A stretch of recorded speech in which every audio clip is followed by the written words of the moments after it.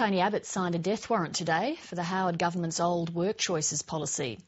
At the same time, the opposition leader wouldn't rule out future changes to industrial relations, allowing the Prime Minister to claim work choices will be back. Labor's enjoying its own revival of sorts, according to the campaign's first major opinion poll. From Canberra, Nick Harmson reports. The opposition leader is being haunted by his past. You like the cut of mosquitoes, Tony? Do you like them? The ghost of work choices has lingered longer than Tony Abbott would have liked. Dead, buried, cremated. Truth, the whole truth, and nothing but Dead, the truth? buried, cremated. Written down? Give me a bit of paper, I'll sign it here. Dead, buried, cremated. Dead, buried, cremated. A contract killing. It's the first contract of the election campaign, and it's an awful gimmick. With one significant condition. It's dead, it's buried, it's cremated, now and forever.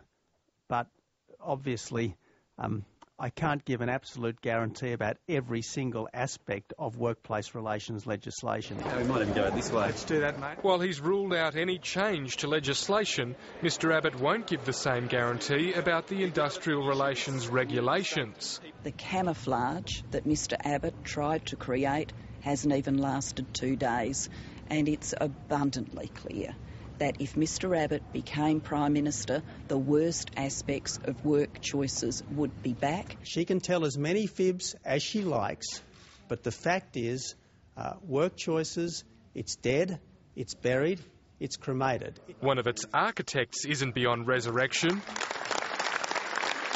An Abbott and Costello show rerun aimed to put another cliched campaign slogan into an early grave. No amount of moronic repetition of moving forward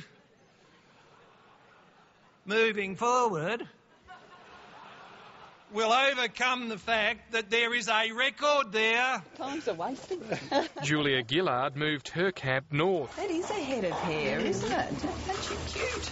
Overcrowding one family home as she spruiked her population policy. Moving forward, sustainable Australia. Ms Gillard is moving ahead in one key area.